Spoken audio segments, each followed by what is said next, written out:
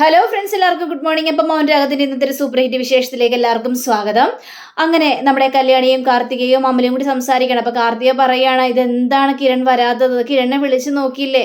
ഒരു വിവരവും കിട്ടിയില്ലല്ലോ, എനിക്ക് ആകെ പേടി തോന്നുന്നു കല്യാണി എന്നൊക്കെ ഇങ്ങനെ പറഞ്ഞു കഴിഞ്ഞപ്പോഴേക്കും ഞാൻ കിരണേട്ടനെ വിളിച്ചായിരുന്നു, പക്ഷേ കിരണേട്ടൻ ഫോൺ എടുത്തില്ല. എന്താ ഏതായെന്ന് ഒരു പിടിയും കിട്ടുന്നില്ല. അപ്പൊ അമലു, ഇനി അവർ പോയ കാര്യങ്ങൾ സാധിച്ചിട്ടുണ്ടാവുമോ ദൈവമേ, ഒരു വിവരവും ഇല്ലാതെ മനുഷ്യനൊരു സമാധാനം ഇല്ലല്ലോ എന്നൊക്കെ ഇങ്ങനെ സംസാരിച്ചുകൊണ്ടിരിക്കുന്ന സമയത്താണ് ഇതാ വരുന്നു രതീഷും അതേപോലെ തന്നെ കിരണും കൂടി.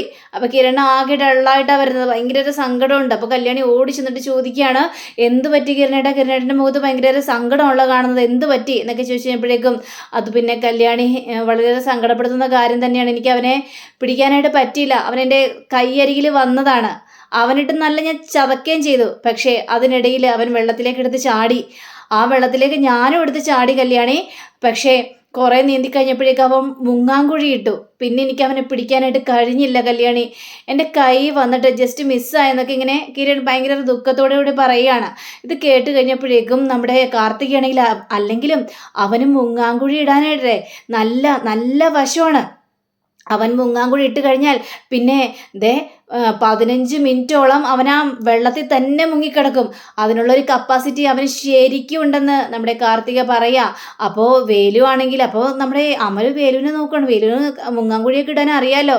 അമലു, ഞാനുണ്ടായിരുന്നില്ല, ഞാനും ആ രതീഷ് സാറും കൂടി വേറെ സ്ഥലത്തായിരുന്നു. ആ സമയത്താ കിരൺ സാറ് പോയി ആ വെള്ളത്തിലേക്ക് എടുത്ത് ചാടിയത്. ഞാനുണ്ടായിരുന്നെങ്കിൽ ഒരു പക്ഷേ അവൻ ഏത് മുങ്ങാങ്കുഴി ഇട്ടാലും അവനെ ഞാൻ പിടികൂടുമായിരുന്നു അമലു. പക്ഷേ ഇതിങ്ങനെയൊക്കെ സംഭവിച്ചു പോയി. ഈ പ്രാവശ്യവും അവൻ രക്ഷപ്പെട്ടു അമലു എന്നൊക്കെ പറഞ്ഞപ്പോഴത്തേക്കും അവന് ഭയങ്കര ആയുസ്സാണല്ലോ. ഇവൻ ഓരോ ഘട്ടത്തിലും രക്ഷപ്പെടുകയാണ്, നമ്മൾ പിടിക്കും, പക്ഷേ അവന് ആയുസ് കൂടുതലാണ്. അതാണ് അവന് ഇങ്ങനെയെല്ലാം വഴുതി വഴുതി മാറുന്നതെന്നൊക്കെ പറയാണ്. ഇനി എന്ത് ചെയ്യും കിരണേട്ടാ? എന്നെ ദിലീപ് വിളിച്ചായിരുന്നു. ദിലീപ് വിളിച്ചിട്ട് കല്യാണക്കാര്യത്തെക്കുറിച്ചൊക്കെ സംസാരിച്ചു. പിന്നെ അച്ഛൻ്റെ ചടങ്ങ് കഴിഞ്ഞ ഉടനെ തന്നെ കല്യാണം നടത്താമെന്നാണ് ദിലീപ് പറഞ്ഞിരിക്കുന്നത്. കഴിഞ്ഞപ്പോഴേക്കും ദിലീപേട്ടൻ അത് എന്നോടും പറഞ്ഞായിരുന്നു എന്ന് കാർത്തികയും പറയുകയാണ്. പക്ഷേ എനിക്കെന്തോ ആകെ വല്ലാത്ത ഭയം തോന്നുകയാണ്. കാർത്തികയെ, കിരൺ ദിലീപ് ഇത്രയും പറഞ്ഞ സ്ഥിതിക്ക് നീ ഈ കല്യാണത്തിൽ നിന്ന് ഒരിക്കലും പിന്മാറാനായിട്ട് പാടില്ല. നീ കല്യാണത്തിൽ പിന്മാറി കഴിഞ്ഞിട്ടുണ്ടെങ്കിൽ അത് എല്ലാവരുടെയും തോൽവിയായി പോകും. ഇല്ല ഇല്ല കിരണേട്ട, ഇല്ല കിരണേ, ഞാൻ ഏതായാലും കല്യാണത്തിൽ നിന്ന് പിന്മാറാനായിട്ടൊന്നും പോകുന്നില്ല. ഇതേപോലൊരു നല്ലൊരു ചെറുപ്പക്കാരനെ കണ്ടെത്താൻ കഴിയില്ല. അത്രയും നല്ലൊരു ചെറുപ്പക്കാരനാണ് ദിലീപേട്ടൻ. ഇത്രയും പ്രതിസന്ധികൾ ഉണ്ടായിട്ടും എന്നെ കൈവിടാതെ ചേർത്ത് പിടിച്ചിരിക്കുകയല്ലേ. അങ്ങനെ ഒരാളെ ഞാൻ വേണ്ടെന്ന് വെക്കൂ കിരണേട്ട. പക്ഷേ ഈ ഗംഗാപ്രസാദിൻ്റെ കാര്യം ആലോചിക്കുമ്പോഴേ എനിക്ക് കൂടുതൽ ടെൻഷനുള്ളൂ. ഇനി അവൻ കാരണം ഇനി ബാക്കിയുള്ളവർക്കും കൂടി ഒരു ആപത്ത് വരാൻ പാടില്ല, അതാണ് എൻ്റെ മനസ്സിലെ ആഗ്രഹം എന്നൊക്കെ ഇങ്ങനെ പറയാണ്. ഇല്ല, അവൻ കാരണം ഇനി ഒരു ആപത്തും വരാനായിട്ട് പോകുന്നില്ല. ഞങ്ങൾ പറഞ്ഞല്ലോ, അവൻ്റെ പിന്നാലെ തന്നെ ഞങ്ങളുണ്ട്. അതിനെക്കുറിച്ച് ഓർത്തൊന്നും പേടിക്കേണ്ട ആവശ്യമില്ല കാർത്തിക ധൈര്യമായിട്ടിരിക്കുക. ഈ കല്യാണത്തിൽ നിന്ന് പിന്മാറാതിരുന്നാൽ മാത്രം മതി. അവൻ ഈ പ്രാവശ്യം എൻ്റെ പിടിവിട്ടു പോയി, പക്ഷേ അവന് ഞാൻ സകലമാനം തല്ലി ചതച്ചിട്ടുണ്ട്. അവൻ്റെ ചങ്കും കരളൊക്കെ വാടിയിട്ടുണ്ടാവും ശരിക്കും പറഞ്ഞു കഴിഞ്ഞിട്ടുണ്ടെങ്കിൽ. അപ്പോഴേക്കും നമ്മുടെ കല്യാണി പറയാണ്, അവൻ ആ വെള്ളത്തിലെടുത്ത് ചാടി ഇനി അക്കരയ്ക്ക് എത്തിയിട്ടുണ്ടാവോ? അവൻ അക്കരയ്ക്ക് എത്തിയിട്ടുണ്ടാവും, കാരണം അവൻ നീന്തുന്നത് ഞാൻ കണ്ടതാണ്. അവൻ മുങ്ങാങ്കുഴി ഇട്ടതുകൊണ്ട് അവൻ എവിടെയാണെന്ന് എനിക്കറിയില്ലല്ലോ. അതുകൊണ്ട് അവൻ നീന്തി പോകുന്ന ആ ഒരു കാഴ്ച ഞാൻ കണ്ടതാണെന്നൊക്കെ പറയാം. കാരണം വെള്ളത്തിൻ്റെ ഉള്ളിൽ കൂടി ഇങ്ങനെ നീന്തുമ്പോൾ ആ ഒരു ഓളം ഇങ്ങനെ തട്ടുമല്ലോ. അപ്പോൾ ആ ഒരു രീതിയിൽ നമ്മുടെ കിരൺ അത് മനസ്സിലായതാണ്. അങ്ങനെ ദൈവമേ, ഇനി അവൻ എവിടെ പോയി അവസാനിക്കുമോ എന്തോ. ഇനി ഏത് വീട്ടിലാണ് അവൻ പോകുന്നതെന്ന് ആർക്കറിയാം, ഇനി എവിടെയാണ് അവിടെ ഒളിച്ചിരിക്കാൻ പോകുന്നതെന്ന് ആർക്കറിയാമെന്ന് പറഞ്ഞുകൊണ്ട് ഇവർ ഭയങ്കര ഇങ്ങനെ ടെൻഷനിൽ ഇങ്ങനെ നിൽക്കുക. അങ്ങനെ പിന്നീട് കാണിക്കുന്ന ഈ ഗംഗാപ്രസാദിനെയാണ്. അപ്പോൾ ഗംഗാപ്രസാദ് ഇവിടെ വന്നിരിക്കുക, നീന്തി കഷ്ടപ്പെട്ട് ഇവിടെ വന്ന് ഇങ്ങനെ ഇരിക്കുമ്പോൾ ആരെങ്കിലും ഒന്ന് വിളിക്കണം, ഫോണിൽ ചാർജും ഇല്ലല്ലോ. അല്ല, ചില ഇത് പറയുന്നുണ്ടല്ലോ, വെള്ളത്തിൻ്റെ ഒരു ഇതുണ്ടെങ്കിൽ ചാർജ് ചെയ്യാൻ പറ്റുമെന്ന്. ഞാനൊന്ന് നോക്കട്ടെ എന്ന് പറഞ്ഞുകൊണ്ട് വെള്ളം കൊണ്ട് എന്തൊക്കെയോ കാണിക്കുകയാണ് ഫോണിൽ. അപ്പോൾ പെട്ടെന്ന് ചാർജ് അങ്ങോട്ട് കയറുകയാണ്. രക്ഷപ്പെട്ടു, വിളിക്കാം എന്ന് പറഞ്ഞുകൊണ്ട് ഗംഗാപ്രസാദ് ആ ഫോണിലേക്ക് ഈ ഗംഗാപ്രസാദിൻ്റെ കൂട്ടുകാരെ വിളിക്കുകയാണ്. എടാ, നീയൊക്കെ എവിടെയാണെന്നൊക്കെ ചോദിച്ചപ്പോഴേക്കും, അയ്യോ ഗംഗ, നീ എവിടെയാണ്? ഞാൻ നീന്തി ഒരു കണക്കിന് രക്ഷപ്പെട്ടു. കിരണനെ എൻ്റെ പിന്നാലെ ഓടി വന്നില്ലായിരുന്നു, ഞാൻ വെള്ളത്തിലേക്കെടുത്ത് ചാടി മുങ്ങാങ്കുഴി ഇട്ടു. അവൻ ആ മുങ്ങാങ്കുഴി ഇടാൻ പറ്റാത്തത് കൊണ്ട് രക്ഷപ്പെട്ടു. അതെ, എൻ്റെ ഫോണിൽ ചാർജ് ഇല്ല, നിങ്ങളെ എത്രയും പെട്ടെന്ന് വന്നം. എനിക്കാണെങ്കിൽ വിശന്നിട്ട് ഒരു രക്ഷയില്ലായിരുന്നു. ഞാൻ പിന്നെ ഇവിടെ മരച്ചീനി ഉണ്ടായിരുന്നു. ആ മരച്ചീനിയൊക്കെ പച്ചക്ക് കടിച്ചു തിന്നു. കുറച്ച് തൽക്കാലത്തിലൊക്കെ ആശ്വാസം കിട്ടി. ആ ഞാനേ മറ്റവനെയും കൊണ്ടേ വരുവുള്ളേ. അവനെയും കൊണ്ട് വന്നല്ലോ. പിന്നെ ഞങ്ങൾ വരുമ്പോൾ ഞങ്ങൾ ആരെങ്കിലും ഞങ്ങളെ പിടിച്ചു കഴിഞ്ഞിട്ടുണ്ടെങ്കിൽ പണി പാളും. അപ്പോൾ ഞങ്ങൾ അങ്ങോട്ട് വരാൻ താമസിച്ചാൽ അല്ലെങ്കിൽ വന്നില്ലെങ്കിൽ ഞങ്ങൾക്ക് പിടി വീണുവെന്ന് നീ കരുതിയാൽ മതി. അല്ലാതെ ടെൻഷനൊന്നും അടിക്കേണ്ട ആവശ്യമൊന്നുമില്ല. ശരിയടാ, ഓക്കേടാ, എങ്കിൽ പിന്നെ ഫോൺ വെക്കുക എന്നും പറഞ്ഞുകൊണ്ട് അവിടെ ഫോൺ വെക്കുകയാണ്. ഗംഗാപ്രസാദിനാണെങ്കിൽ ആകെ പരവേശവും വെപ്രാളവും ഒക്കെ ആകെ കൂടി വന്നിരിക്കുകയാണ്. ഇനി എന്ത് ചെയ്യണമെന്ന് അറിയാൻ പാടില്ലാത്തൊരവസ്ഥയിലാണ്. കാരണം കിരണിൻ്റെ കയ്യിൽ നിന്നും അങ്ങനെ ഒരു കഷ്ടിക്കാണ് രക്ഷപ്പെട്ടത്. അങ്ങനെ കുറച്ച് കഴിഞ്ഞപ്പോഴത്തേക്കും ഗംഗാപ്രസാദിന് ഭക്ഷണമായിട്ട് ഈ കൂട്ടുകാർ എത്തിയിരിക്കുക. അപ്പോൾ ഈ പൊറോട്ടയും കറികളൊക്കെ കണ്ടു കഴിഞ്ഞപ്പോഴേക്കും ആർത്തിയോടെ ഗമഗമാന്നും പറഞ്ഞുകൊണ്ട് ഗംഗാപ്രസാദ് ഇരുന്ന് ഇങ്ങനെ കഴിക്കുക. അങ്ങനെ കഴിക്കുമ്പോൾ എടാ ഞാനേ മരച്ചീനി പച്ചക്ക് കടിച്ച് തിന്നെങ്കിലും എനിക്ക് വിശപ്പൊന്നും മാറിയില്ലായിരുന്നടാ. എനിക്ക് വിശന്നിട്ട് ഒരു രക്ഷയില്ല.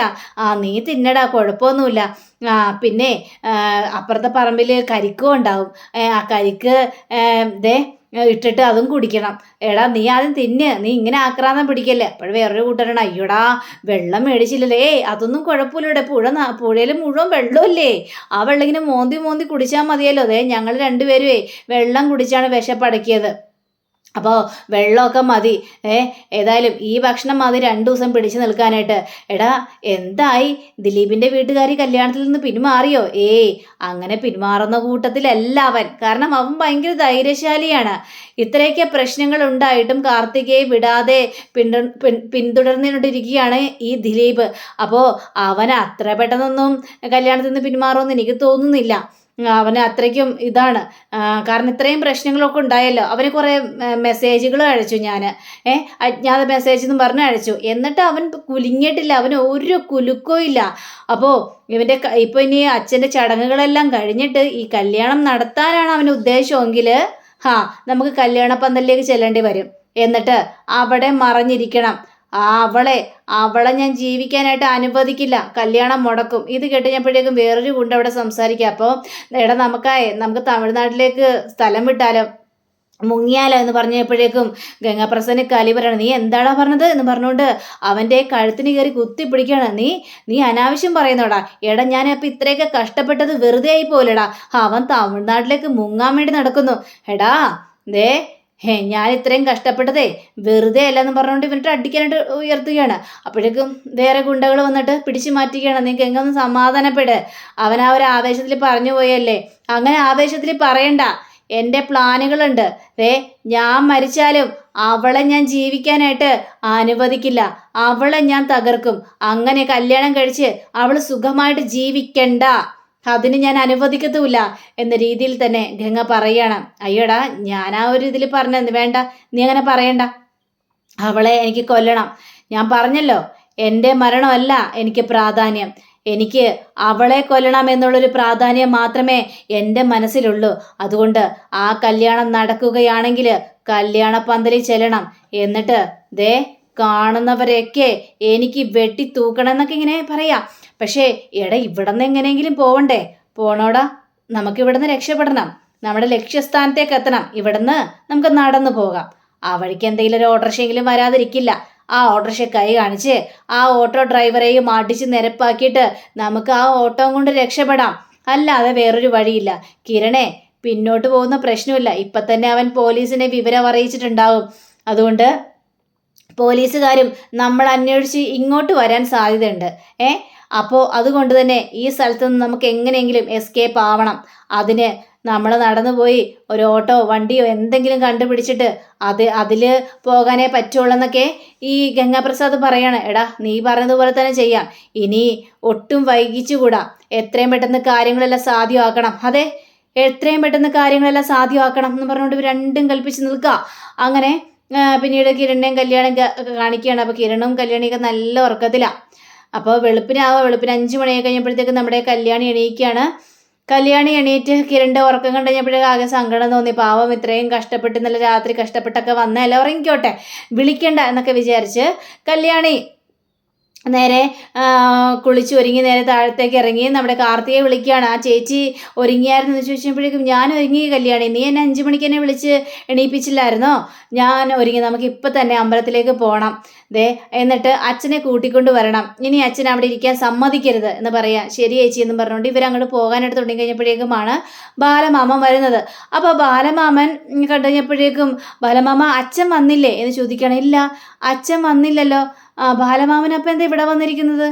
അത് പിന്നെ ഞാനേ പ്രകാശിന് 2 ഡ്രസ്സ് എടുക്കാൻ വേണ്ടി വന്നാണ്. ഡ്രസ്സോ? എന്തൊക്കെയാ ബാലമാമ ഈ പറയുന്നത്? അപ്പോൾ കാർത്തികയാണെങ്കിൽ അത് പിന്നെ കല്യാണി അമ്പലത്തിലിരിക്കുകയല്ലേ, അപ്പോൾ കുളിച്ചൊരുങ്ങി പ്രാർത്ഥിക്കണമെങ്കിൽ വേറെ ഡ്രസ്സ് വേണ്ടേ, അതിന് വേണ്ടിയായിരിക്കും വന്നിരിക്കുന്നത്. അപ്പോൾ ബാലമാമനാണെങ്കിൽ അന്തം വിട്ട് ഇങ്ങനെ നോക്കി നിൽക്കുക. ഈ പിള്ളേരിത് എന്താ പറയുന്നത്? ഒന്നും മനസ്സിലാവുന്നില്ലല്ലോ. ആഹാ, അപ്പം നിങ്ങൾ വിവരങ്ങളൊന്നും അറിഞ്ഞില്ലേ? വിവരങ്ങൾ അറിഞ്ഞില്ലേന്നോ? എന്ത് വിവരങ്ങൾ? അച്ഛൻ അമ്പലത്തിൽ തന്നെ കുത്തിയിരിക്കുകയല്ലേ, ഞങ്ങളുടെ മുന്നിൽ വരാത്തത് കൊണ്ട്, വരാൻ വിഷമമായത് കൊണ്ട് അമ്പലത്തിൽ തന്നെ കുത്തിയിരിക്കുകയല്ലേ എന്ന് പറഞ്ഞപ്പോഴേക്കും ആഹാ, നിങ്ങൾ അങ്ങനെയാണ് വിശ്വസിച്ചിരിക്കുന്നത്.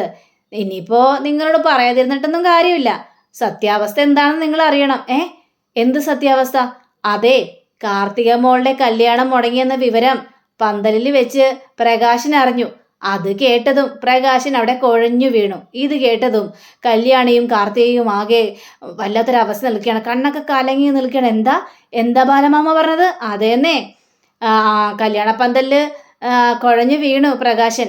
അപ്പം തന്നെ ഹോസ്പിറ്റലിലേക്ക് ഞങ്ങൾ കൊണ്ടുപോയി ഐസിയുവിൽ എത്തിച്ചു. അപ്പോൾ ഇത് കഴിഞ്ഞപ്പോഴേക്കും ഐസിയുലോ? എന്തൊക്കെയാ പറഞ്ഞത്? അപ്പോൾ കിരണേട്ടൻ എന്നോട് അങ്ങനെയല്ല പറഞ്ഞത്, ഇങ്ങോട്ട് വരാനുള്ള മടി കാരണം അമ്പലത്തിലും പ്രാർത്ഥനയും കൈയോടെ ഇരിക്കുന്നല്ലേ പറഞ്ഞത്. അപ്പോൾ നമ്മുടെ കാർത്തികയാണെങ്കിലേ കല്യാണി ഞാൻ അപ്പോഴേ പറഞ്ഞില്ലേ, ദേ അങ്ങനെ അച്ഛൻ എൻ്റെ കല്യാണം മുടങ്ങിയെന്ന് അറിയുമ്പോൾ അമ്പലത്തിലൊന്നും പോയിരിക്കില്ല, എന്നെ കാണാൻ വേണ്ടി ഓടി ഇവിടെ എത്തുമെന്ന് അപ്പം തന്നെ ഞാൻ പറഞ്ഞില്ലേ. ഇപ്പം എന്തായി?